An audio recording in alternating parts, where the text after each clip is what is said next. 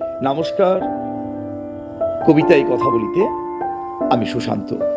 আজ পরিবেশন করছি মানুষের হৃদয়ের গভীর অনুভূতি জাত রুদ্র গোস্বামীর লেখা জনপ্রিয় একটি কবিতা, ভালো আছি ভালো থেকো। ভালো আছি ভালো থেকো, আকাশের ঠিকানায় চিঠি লিখো, দিও তোমার মালাখানি বাউলের ওই মনটিকে জানি।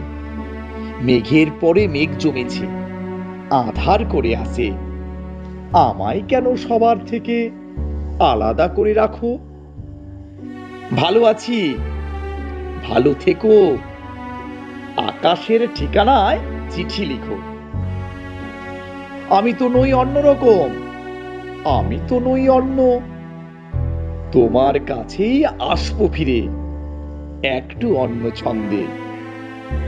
ভালো আছি ভালো থেকো, আকাশের ঠিকানায় চিঠি লিখো। নমস্কার।